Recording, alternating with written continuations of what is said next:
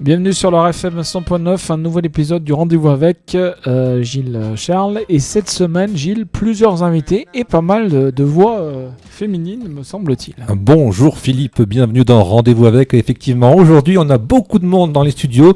Des dames, des messieurs, des photographes. Et aujourd'hui, on va parler tout d'abord de chansons avec une invitée qui était la nurse dans Roméo et Juliette. C'est Gladys Fraioli. Bonjour. Bonjour tout le monde. Nous aurons également son papa Carlo qui nous parlera également de chansons. Bonjour Carlo. Bonjour à vous. Et dans la deuxième partie de l'émission, nous retrouverons une stéphanoise qui ne chante pas. C'est Nadine Hérault qui nous parlera de géocaching. Mais ça, c'est juste après la pause musicale. Alors Gladys Fraioli, merci d'avoir accepté notre invitation. Merci de m'avoir invité. Et j'ai envie déjà de vous demander, qui êtes-vous ? Alors je suis Gladys Fraioli, je suis de la Loire, j'habite maintenant à Nice et ça me fait plaisir d'être ici dans mon pays natal, on va dire. Quand vous dites de la Loire, c'est où précisément ? Rive-de-Gier, Châteauneuf. Ripagérienne. Ripagérienne, voilà, c'est ça. Et ça me fait plaisir d'être ici pour parler un peu de mes chansons, vu que je suis plus dans la région. Et de temps en temps, je reviens pour faire un petit coucou. Alors, on va parler tout à l'heure de votre nouveau clip qui est sorti il y a début avril maintenant. Moi, j'ai envie de savoir un peu votre parcours. Comment ça s'est passé ? Qu'est-ce qui vous a décidé à chanter ? Alors, petite déjà ? J'ai chanté toute petite. D'ailleurs, on a retrouvé des photos où papa jouait de la guitare assis sur le radiateur et moi je chantais, je devais avoir 2 ans. Le radiateur était chaud ou pas ? Ouais, c'était sympa.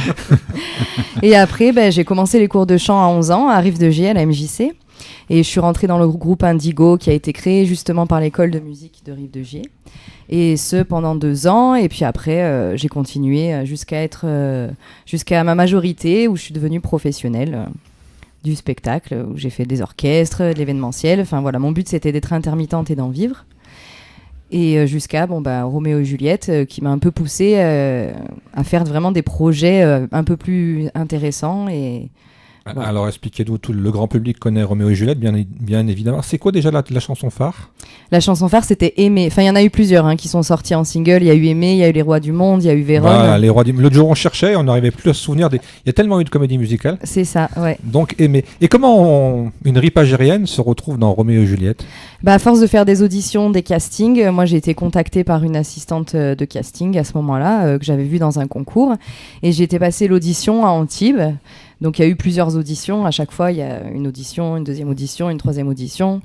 Et je suis allée jusqu'au bout, j'avais 19 ans. Et moi j'aurais aimé faire Juliette forcément à l'âge que j'avais. Moi j'allais vous dire, j'avais envie de faire Roméo aussi, mais je n'ai pas fait le casting. Et voilà, mais j'avais la voix pour faire plutôt des voix adultes.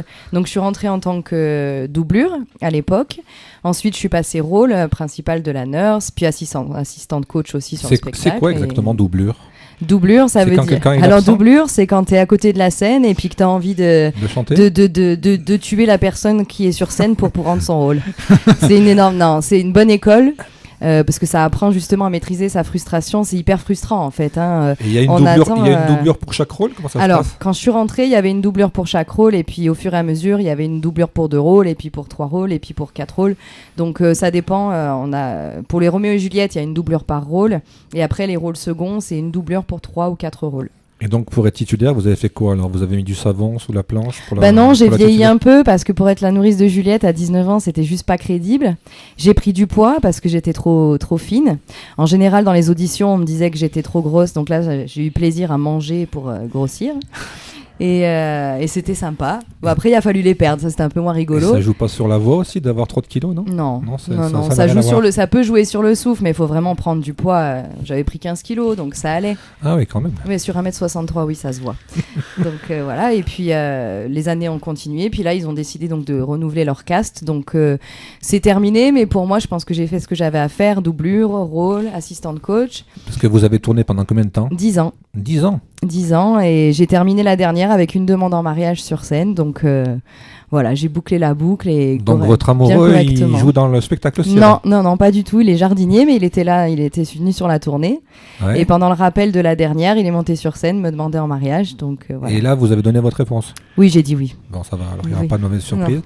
Et ça vous a fait parcourir le monde, alors, cette comédie musicale ? Oui, beaucoup, enfin l'Asie surtout, parce que c'est là-bas que les gens sont friands de spectacles français, parce qu'il faut aimer la langue pour aller voir un spectacle en français. Donc les gens me disent tout le temps, mais c'était en français. Je dis oui, il y a des écrans de traduction, des gros écrans de chaque côté de la scène. Et après, derrière selon les salles, derrière chaque siège, on a des petits écrans et les gens ont les traductions des spectacles. Parce que le spectacle dure combien? 2 heures, 1h30? 3h30. 3h30. Avec les rappels, ouais, c'est long. Donc celui qui parle pas le français, ça doit être long quand même, 3 heures. Voilà, mais bon, ils sont friands, ils aiment la langue française. Et sur 3h30 de spectacle, votre rôle, il tient combien de temps Moi, je suis très présente, c'est-à-dire que j'ai seulement un changement qui dure un quart d'heure sur le premier acte. Et après, j'interviens à 25 minutes du deuxième acte. En fait, je suis tout le temps soit en train de me changer, soit ça n'arrête jamais. Et donc, dans le spectacle, vous interprétez combien de chansons? Une quinzaine, il y a des trios, il y a des duos. Moi, j'ai un solo. Et après, je suis présente, il y a des chœurs également. Donc, c'est vraiment tout au long du Et spectacle. il y a quelques noms célèbres qui tournaient avec vous alors dans cette comédie musicale? Il y a Joy Esther qui, elle aussi, arrête cette fois-ci, qui est dans Nos chers voisins. Donc, qui est avec nous. Il y a eu Damien Sargue qui maintenant est dans Les Trois Mousquetaires. Il y a Sébastien El Chato. Ah, mon idole, El Chato. Voilà. Après, en connu, non pas réellement, sinon que j'oublie personne, parce que sinon on va m'en vouloir. Mais bon, tant pis, c'est pas grave. Est-ce que de cette fabuleuse aventure qui a duré 10 années, est-ce qu'il y a un souvenir qui est en tête j'allais dire sur la première marche du podium? Alors, le souvenir que j'ai en tête, c'est sur la dernière tournée. En fait, Joy et moi, au deuxième acte, on rentre au bout de 20-25 minutes. Et là, on était dans la loge, une conversation passionnante. Et heureusement, il y a un truc qui nous a interpellés, c'est qu'en fait, on n'allait pas rentrer sur scène. Et on est rentré sur scène. Normalement, on doit se rajouter une cape, des costumes. On est rentré à l'arrache. On n'a failli pas arriver en fait sur scène.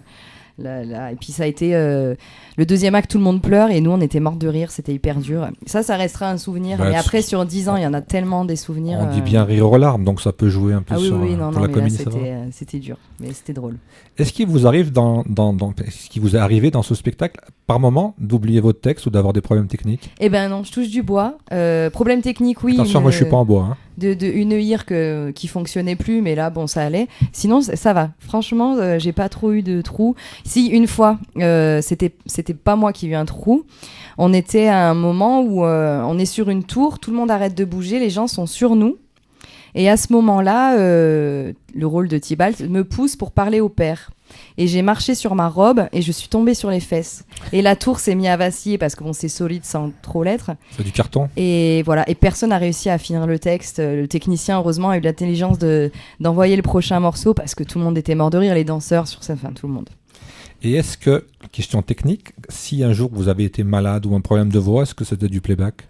Non, jamais. J'en ai jamais fait. Non. Très bien. Non. Sur 40 dates, je me suis fait remplacer une fois parce que j'étais fatiguée. Puis je voulais aussi voir le show. C'est vrai qu'on est sur scène, mais on a envie de voir un peu ce que ça peut donner d'en face. Et c'est tout. Non, jamais de playback.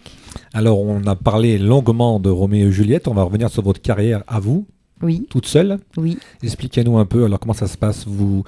Vous avez sorti plusieurs disques, vous faites des spectacles, expliquez-nous un peu comment. Alors, j'ai sorti un album en 2008, donc j'étais un peu plus jeune, et puis depuis, je me suis un peu posée pour réfléchir. C'est toujours compliqué de savoir sur quoi on écrit, ce qu'on a envie de faire, et puis le problème, c'est les conseils des gens, qu'on écoute peut-être des fois un peu trop, et finalement, on s'y perd dans ce qu'on est.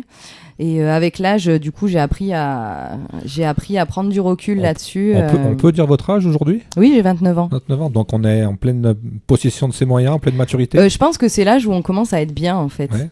Et parce que tout le monde me disait, oui, tu devrais faire des chansons à voix parce que tu as une super voix. Oui, mais tu devrais faire des trucs drôles parce que c'est ça. Et au bout d'un moment, on sait plus, en fait. On se laisse un peu happé par ce que les gens nous demandent.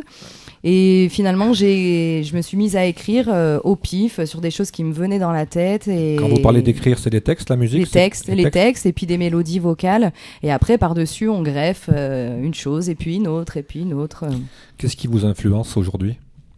J'ai pas vraiment d'influence. La vérité, c'est qu'au niveau culture musicale, je me rends compte que je suis quand même assez pauvre, j'assume. J'écoute sans écouter, j'écoute pas la radio. C'est vrai que... Une oreille distraite. C'est ça. J'ai pas vraiment d'influence. J'ai été influencée très jeune par des chanteuses à voix, etc. Donc j'avais ces influences-là, Lara Fabian, Céline Dion, puis c'était l'époque des comédies musicales. J'étais fan de Roméo et Juliette. Donc il y a eu ça. Moi, c'était plutôt Juliette. Juliette, ouais. Moi, c'était Roméo. J'avais des classeurs. Alors quand j'ai passé l'audition qu'il était en face, vous voulez que je vous raconte une anecdote? Oui. Je suis allé à Vérone il y a quelques années et dans une des cours, il y a la statue en bronze, je crois, de Juliette. Ouais. Et il faut toucher son sein pour que ça porte bonheur. Et mais il y a plein de villes comme ça où Mais il je faut, crois que ça m'a pas il porté faut bonheur. toucher, hein. Ouais. Il y a plein de villes comme ça. Donc voilà, j'ai pas vraiment d'influence. Je me laisse porter par le moment. On m'a souvent dit aussi qu'il fallait que je fasse des morceaux cohérents, qu'on puisse mettre une étiquette dessus parce que commercialement c'est mieux. Sauf que moi, un matin je me lève, je suis en forme. Un matin je me lève, j'ai pas la forme. Un matin je suis déprimée. Donc j'ai pas eu envie de À suivre. 29 ans, on n'est pas déprimé. Bon, il y a des fois où on se lève, on n'a pas envie, on a eu des soucis. Bah, il n'y a pas d'âge pour être déprimé, avoir une maladie ou être mal dans sa peau. Ça, je suis bien d'accord. Au contraire, l'adolescence, c'est quelque chose qui peut être difficile pour certaines personnes. Il n'y a pas d'âge pour être... C'est vrai qu'on a tous une vie bien compliquée parfois. C'est pour ça qu'il faut de la musique pour adoucir les mœurs. Faut pas s'endormir, Philippe. Hein. Vous avez fait un CD de 4 titres, donc, qui est sorti il y a quelques semaines. Oui, un EP, oui. C'est un disque qu'on peut trouver où ? Alors, il est directement sur les sites, sur tous les plateformes de téléchargement payantes, légales, bien entendu. Et il y a un lien direct sur mon clip que j'ai diffusé sur ma page. Donc il y a le petit logo acheter, il suffit de cliquer dessus et de se laisser... Au niveau radio, sans donner des noms, est-ce que vous êtes diffusé sur des radios nationales ? Est-ce que vous êtes diffusé sur des radios locales ? Comment ça se passe pour la programmation ? Alors je viens juste de sortir le clip, donc j'attendais le clip pour justement démarcher, parce que je trouve qu'un visuel c'est plus important, enfin je trouve pour moi, hein, c'est que mon avis perso, j'attendais d'avoir un visuel pour faire de la diffusion et d'avoir des contacts, voir comment ça prenait. Parce que là aussi quand on fait un clip c'est quelque chose de très professionnel, est-ce qu'on va démarcher les chaînes locales, les chaînes nationales pour la diffusion ? Là, je vais m'y mettre. J'attendais de voir en fait tout d'abord la réaction du public, voir s'il y avait des partages. Donc dans la première semaine, j'ai eu 80 000 vues, donc ça a été super vite. 80 000 vues. Voilà, donc ça a été sympa. Il y a eu beaucoup de partages. Donc là, je démarche déjà les radios locales qui sont intéressées, et puis j'y vais petit à petit en fait. Voilà. Doucement, mais sûrement. Et le clip professionnel, je dirais oui et non, c'est-à-dire que ça a été fait avec les moyens du bord, avec 0 moyen. Parce que maintenant, bon, j'ai des objectifs quand même, mais je me prends pas la tête à aller vite, à faire tout bien. Et vu que c'était quelque chose d'humoristique, en fait, on s'est laissé porter, on s'est éclaté. On a fait ce clip en mode à l'arrache. Donc le clip, on peut le visionner sur les réseaux sociaux, sur Facebook, sur ma page officielle, Gladys Fraioli officielle. D'accord. Du coup, j'ai perdu le fil. Carlo, vous êtes chanteur aussi, le papa ? Oui, je suis apprenti chanteur, je dirais. Ouais, c'est pour le plaisir. Vous m'avez dit qu'il y avait quelque chose qui allait sortir aussi ? Alors oui, moi j'ai un album qui va sortir en fin d'année. Enfin, j'attends un titre qui est un petit peu... qui se promène un petit peu. J'ai fait un 14 titres. Enfin, j'ai fait un 14 titres. Je finis d'enregistrer fin de semaine à Marignane, chez un ami. Et j'attends le 15e titre qui va être un petit peu dans l'entente, parce que c'est un pari que j'ai fait avec ma fille. Et on s'est toujours dit qu'on fera un duo un jour. Donc le 15e titre, je pense que c'est ce qui fermera l'album. Voilà. D'accord. Vous allez parler de quoi un peu dans cet album ? La vie, comme le premier album, un petit peu. Moi, je peux vous dire que j'ai adoré la chanson Mon Père. Mon vieux père, oui. Ouais. Oui, il y a des chansons. Il y a une chanson qui, au départ, que je voulais pas mettre, que j'ai écrit pour mon épouse. Pour la maman de Gladys. J'avais bien compris. Voilà, et c'est un titre que je voulais pas mettre au départ et que je vais mettre parce que c'est important de parler des gens qui nous entourent, des gens que j'ai côtoyés et puis plein de choses, quoi. Et vous tournez un peu dans la région ? Comment ça se passe Non. De temps en temps, ça m'arrive de faire une petite soirée comme ça, mais voilà, quoi. Très peu de demandes. Bon, il y a beaucoup de gens, je dirais, qui sont sur le... Parce que quand on fait un album, là, comme vous êtes en train de nous le dire, on le diffuse comment ? À la famille, aux amis On le diffuse, oui, aux amis. On essaye de temps en temps, comme votre radio, qui a diffusé un de mes titres. Et puis, voilà, on essaye de faire quelques soirées avec des compositions françaises, ce qui n'est pas évident parce que les places sont prises. Et pour arriver à pousser certaines portes, c'est difficile. Voilà. En étant, je dirais, pas professionnel. Donc, en étant professionnel, c'est très dur aussi. Moi, quand je vois ma fille, quand je vois ce qu'elle fait, personnellement, je suis très, très content. J'allais vous demander, quand on a une fille qui fait tout ça, est-ce qu'on est fier ? Oh, on est plus que fiers. Moi, je suis très fier de mes enfants. J'ai 2 enfants, j'ai Gladys et j'ai un garçon aussi. Je suis très fier d'eux, de tout ce qu'ils font d'ailleurs. Et quand elle fait un truc ou quand elle sort, par exemple, un titre, la première chose qu'elle fait, comme moi je fais, c'est que personne ne l'écoute avant elle. Ou elle me l'envoie tout de suite pour me dire qu'est-ce que tu en penses, parce qu'on est très francs tous les deux, on se dit les choses pour faire avancer et on a toujours été, je dirais, très proches. bien qu'elle est très loin et qu'elle travaille très loin, on est très proche. Très loin, elle est dans le sud. Hein, c'est pas Elle est si dans loin. le sud, mais c'est quand même assez loin. Et puis quand elle part un petit peu, je dirais, dans d'autres pays, eh ben, on pense à elle, elle nous manque et on est très très fiers de son cursus. Voilà. Gladys, je voudrais qu'on revienne sur une page de votre carrière aussi, sur l'Eurovision. Vous aviez été sélectionné à une époque pour représenter la France ou pour représenter l'Europe? Non, c'était en fait il y avait un concours national qui avait été lancé avec pardon, une sélection par région. Donc moi j'avais été sélectionnée pour la région Rhône-Alpes-Auvergne. Comment ça se passe, les sélections? Alors, Alors il y avait eu plusieurs sélections. C'est comme les Miss, c'est un peu arrangé? Je sais pas, à la finalité, bon, je sais pas. Il y a Non, des oui-dire. Dites-moi ce que vous m'avez dit en off. Bon, non, je préfère ne rien dire. Mais par contre, c'était sympa, il y avait une bonne ambiance. C'est vrai que les concours, c'est vachement sympa parce qu'on rencontre d'autres artistes qui galèrent et puis on voit les parcours des autres, le chemin des autres. Au départ, je sais pas combien on pouvait être, mais je sais que la dernière sélection, parce qu'on en a eu 3, et après la dernière sélection, on était déjà une 50aine dans la région. Donc avant, il y avait eu du monde 300. décopé. 300. Voilà, mais c'était la première télé que je faisais. Parce que j'en ai fait j'ai fait aussi une émission de télé-réalité en Chine. Ah ouais, pour rencontrer l'amant chinois, non? Non. Ça s'appelait La Rivière d'Argent. Et c'était 3 semaines. À la fin, il y avait une émission en direct où on devait faire un duo avec un Chinois. Donc j'ai chanté en chinois. Et à la fin, vous finissiez toutes nues dans la piscine, c'est ça? Non. Mais là-bas, il suffit de se donner la main et les gens sont tout émoustillés. C'est pas du tout la même mentalité que chez nous. Bon, donc, attendez, je vais approcher ma main. Alors. Ah oui. Non, c'était super sympa. En tout cas, de voir une télé, de voir comment se passe les derrière, de voir la technique, tout ça, d'essayer d'apprendre et de s'intéresser. Mais faites attention, vous allez finir dans les anges. Hein. Ah non, pas du tout. Oh, ça, quoique, pourquoi pas. Et alors, pourquoi pas. Mais après, on décide de ce qu'on fait ou de ce qu'on fait pas. Il faut savoir être maître de soi-même. Pour revenir à l'Eurovision, pourquoi la France ne gagne plus depuis Mathusalem? Je sais pas. À vrai dire, depuis que moi je l'ai fait, je la suis plus trop. Donc je pense qu'il y a des talents qui sont là en France, qu'il y a des gens qui des fois écrivent leurs morceaux simplement pour se placer, faire parler d'eux, alors que s'ils organisaient un concours national avec des artistes et leurs compositions et qu'on faisait vraiment voter les gens, et ben déjà si l'artiste était soutenu par la France, peut-être qu'il pourrait aller plus loin dans l'Europe. Voilà. Est-ce que vous pensez pas que pour gagner, il faut chanter en anglais aujourd'hui? Je pense qu'il faut s'ouvrir à ça parce que c'est vrai qu'avec les générations qui arrivent et les gens qui commencent à voter, on a quand même une anglophonie, mais après on a une belle langue. Et je pense que c'est dommage aussi de la mettre de côté. Il n'y a pas que les paroles, il y a aussi les mélodies, il y a aussi la mise en scène, il y a aussi plein de choses. L'année où on a fait l'Eurovision, Jennifer avait gagné. Ce qui avait gagné, c'est des trucs qui déchirent. C'était une époque de groupe, il y avait des gens qui dansaient, il y avait une mise en scène. Elle arrivait avec une jolie robe et une contrebasse. Bon, alors après, on peut se dire ça peut être le coup de poker et voilà, mais pour moi, c'était pas ce qu'il fallait faire à l'Eurovision. Mais après, ce n'est que mon avis de petite artiste locale. De petite artiste ripagérienne. Voilà. J'aime bien ce mot ripagérienne. Ouais, ripagérienne, ouais. Dans quelques secondes, on va écouter votre titre et je voudrais qu'on en parle juste avant de l'écouter. Déjà, le titre, pourquoi Hey Hey? Bon, on savait pas en fait. On savait pas et puis on a d'abord écrit la chanson et dans le refrain c'était Hey Hey. On a dit bon allez, on se prend pas la tête, c'est facile à retenir et puis franchement. D'ailleurs, si j'ai bien écouté, c'est un mélange de français et d'anglais. Oui, on a fait le refrain en anglais, on avait envie parce que moi ça fait un moment que je voulais faire de l'anglais, mais toute une chanson en anglais, j'avais pas envie. Et les paroles de cette chanson, c'est vraiment humoristique.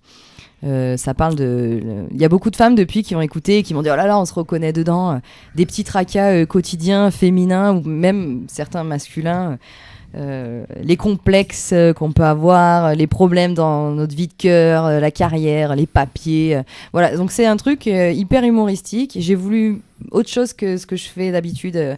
C'est pas du tout vocal parce que moi en général c'était plus des choses vocales que je mettais en avant et donc là c'était vraiment un pari rigolo, quoi. Alors, il y a des centaines de millions de Stéphanois qui nous écoutent, n'est-ce pas, Philippe? Comment vous pouvez leur vendre cette chanson, si vous leur donnez l'envie d'aller l'acheter, ce disque? Déjà qu'ils l'écoutent, et puis ça leur plaît, ils l'achètent. Voilà. Eh ben, allez, Philippe, envoyons la musique.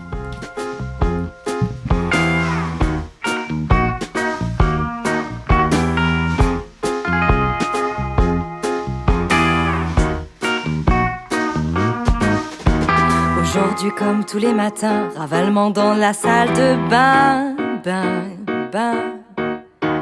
Les pattes doigts, la ride du lion, c'est l'arche de Noé sur mon front. C'est canon, non. Poignée d'amour et vergeture, le poids des ans que l'on endure, dur. veux pas voir passer les années, passer ma vie à travailler. Yeah, yeah. S'il vous plaît, plaît, plaît. Hey, hey, I don't wanna grow up, I say. Do, do, do, do. Hey, hey, I just wanna sit back and play. I won't get older. La paperasse m'aura à l'usure, je suis pas la seule et ça me rassure. Sûr, sûr. Chaussettes sales et supermarchés, désolé mais là j'ai ciné. Je suis pressée. Je vais gagner au jeu à gratter et dire bye bye à mon banquier. Kiki. J'ai vu ma voyante hier soir, elle m'a dit que j'avais bon espoir. Voir, tu vas voir. Hey, hey, I don't wanna grow up, I say. Do, do, do, do. Hey, hey, I just wanna sit back and play. I won't get older, hey. I don't wanna grow up, I say. Do, do, do, do. Hey, hey, I just wanna try but not to pay. I won't let another day fade myself away.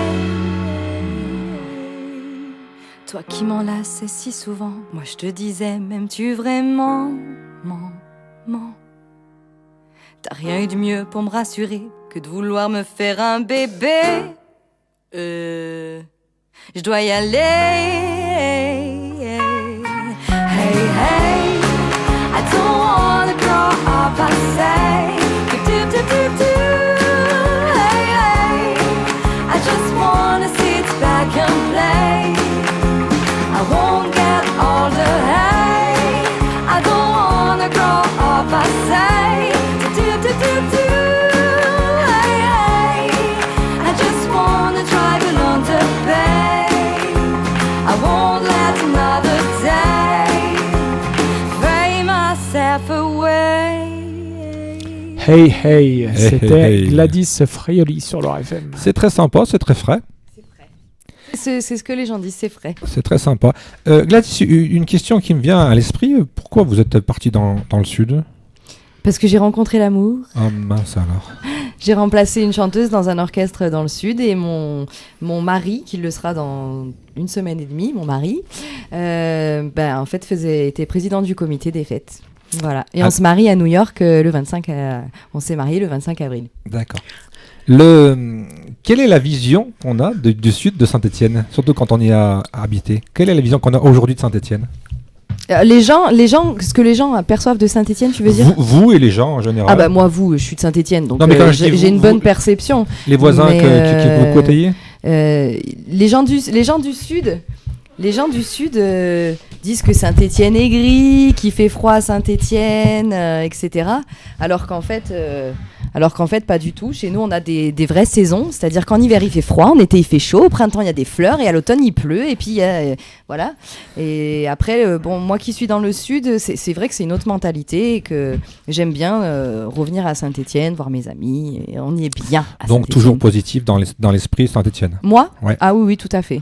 Donc, vous allez voir la transition. On va parler de Saint-Étienne et de géocoaching avec, j'allais dire, 2 personnes hyper importantes dans la région. Michel Coupa et Nadine Hérault. Bonjour. Bonjour. Faut pas être timide, ça ne mord pas. Comme je dis souvent, c'est comme une glace, il faut s'approcher, mais par contre, il faut pas lécher. Hein. Mince. Alors, parlez-nous, Nadine, un peu de cette histoire de géocoaching, catching. Le geocaching.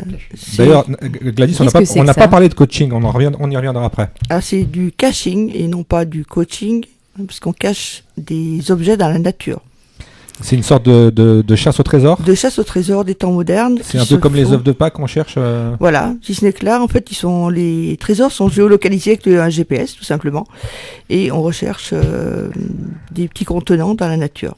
Alors expliquez-nous la démarche, qu'est-ce qui va se passer, comment ça marche. Dites-nous tout, on est hyper curieux.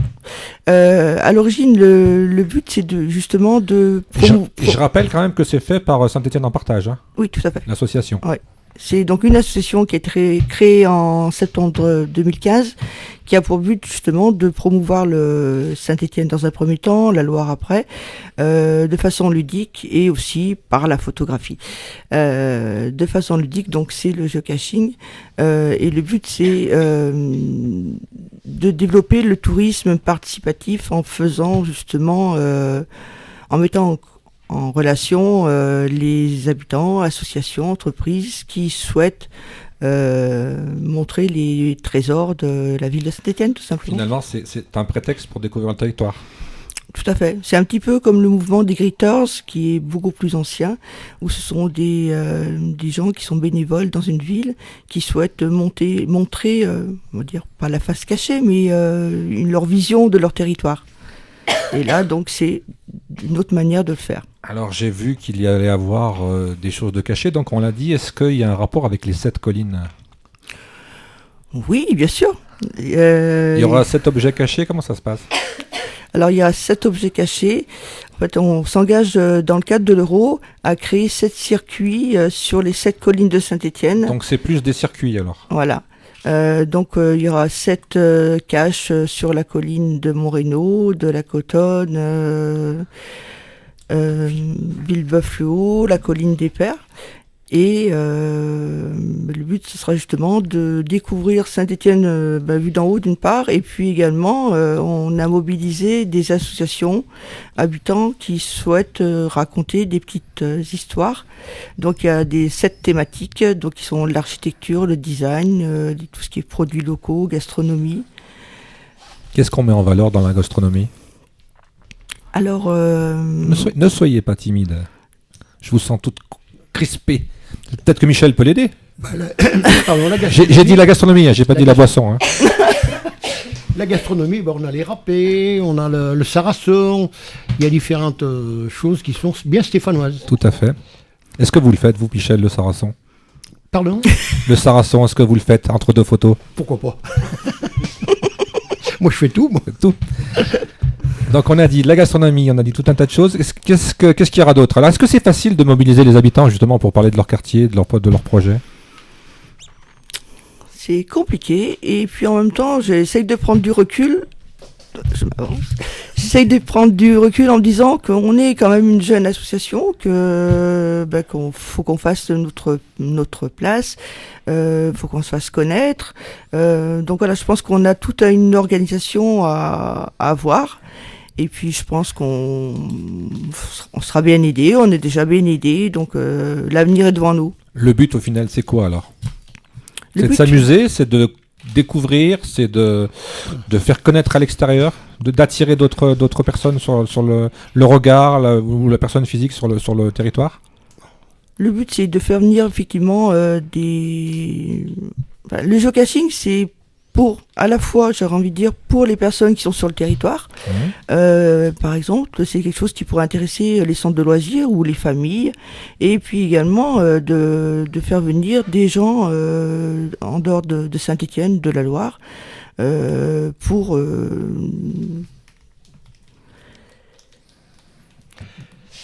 C'est-à-dire que, si tu veux, on aura le géocaching sur... on veut justement qu'il soit en place pour l'euro. Attention à l'accent stéphanois. Hein. Je le laisserai au vestiaire.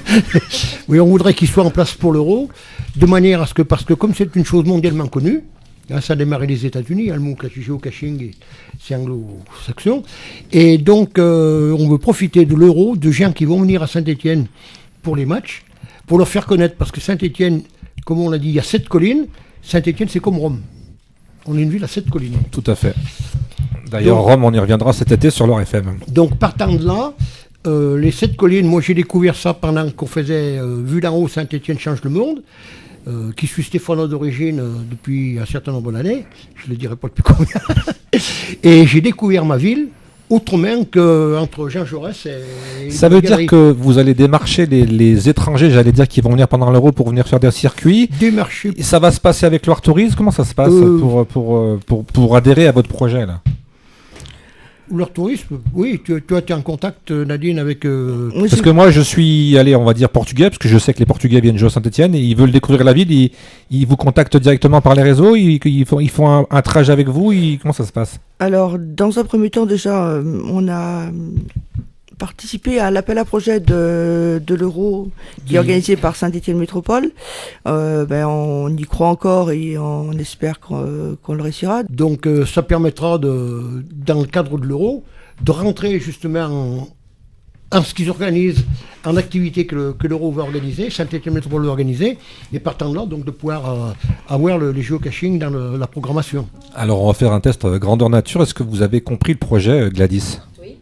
Ça vous donne envie de venir découvrir les 7 collines stéphanoises? Ah bah là qu'on en entend parler, oui. Après, j'espère, justement, c'est un projet intéressant. J'espère qu'il y aura assez de diffusion pour intéresser les gens, mais même sans dire les étrangers, mais les Français, parce que la plupart dans le sud, déjà on est dans le nord, les gens n'ont pas forcément une perception de Saint-Étienne, ne connaissent pas en fait, ils parlent sans savoir, et puis ça reste faux, donc c'est vrai que c'est... Quand je parle d'étrangers, moi c'est surtout par rapport à l'Euro, quoi. Chaque pays va venir voir son match. Bien quoi, sûr, oui, mais c'est justement après, dans le but de l'Euro qu'ils en les gens parlent. étrangers à la région, bien sûr, ils vont venir toute l'année. Hein. Oui, c'est ça, ils vont venir toute l'année, mais pendant l'Euro, ça emmène quand même du monde, même des Français qui viennent voir les matchs internationaux. C'est l'occasion à saisir, n'est-ce pas, Nadine? Oui, et puis en même temps, on communique sur de nombreux réseaux sociaux, que ce soit sur Twitter, sur Facebook, sur Instagram, Pinterest, et j'en passe. Et ce sont vraiment des très bons canaux justement pour faire la promotion du territoire. Ça je m'en rends compte vraiment tous les jours. Donc en démarquant ce projet alors, les premières visites, les premières visites, alors début juin, il y aura d'abord des visites, on va dire la pose des caches en mode VIP. Pour connaître tous les secrets, et puis après on va organiser des visites pendant l'Euro. Donc pour se tenir informé et pour vous suivre, c'est Saint-Étienne en partage, le site internet ou la page Facebook. Voilà. Tout à fait. Donc on vous donne rendez-vous début juin, c'est ça? Voilà. Tout à fait. Gladys, on va conclure nous aussi. On n'a pas parlé de votre aspect aussi coaching, c'est ça? Oui. Parce qu'on est dans le géo-catching et là on va parler de géo-coaching. Voilà, c'est ça. Oui, j'ai ouvert mon école il y a 2 ans de chant parce que ça m'a toujours plu de coacher. Même au collège, j'avais monté une petite chorale et ça me plaisait. Je me suis formée avec Richard Cross. J'ai fait 2 ans de formation pédagogie Richard Cross et je continue toujours à me former là aux États-Unis. Une formation aussi qui va se faire en juillet pour apprendre parce que je suis passionnée par ça et par le coaching et en dehors des gens qui veulent chanter, il y a aussi des gens qui viennent débloquer des choses, faire des thérapies. Le chant, ça sert énormément de choses, il y a beaucoup de choses à apprendre et moi ça me passionne et ça me fait voyager aussi, puisque là j'ai donné une masterclass à Bangkok à la Superstar Academy, qui est la 2e plus grande école de Thaïlande, donc école artistique, et puis également en Belgique il y a quelques temps, 24 heures avant les attentats, j'étais là-bas. Pour conclure, est-ce qu'on va pouvoir vous voir chanter, vous écouter chanter dans la région dans les semaines qui viennent? Non. Parce que je veux prendre le temps. Pour le moment, je diffuse Hey Hey. Je veux terminer l'album et une fois que l'album sera sorti, je montrerai tout ce qui est scénique et après on fera des concerts et des showcases. Donc c'est pas prévu pour le moment. Ce sera peut-être avant pour une masterclass ou voilà, parce que là je suis prête. Mais pour ce qui est de l'album, j'attends encore un peu que tout soit finalisé. Alors j'ai pas envie de vous dire au revoir. Je vais vous dire Hey Hey, à bientôt. Hey Hey. Merci Nadine, merci Michel. Et puis merci Gladys. Merci beaucoup. On vous entend donc sur la radio dans la programmation et puis on se donne rendez-vous nous pour Rendez-vous avec Philippe la semaine prochaine. Merci, à la semaine prochaine.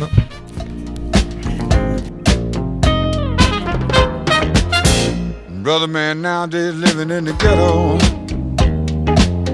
where the danger's sure enough real. Well, when he's out late at night, if he's got his head on right, well, I lay you 9 to 5, he's walking with steel. Brother man say he's afraid of gangsters.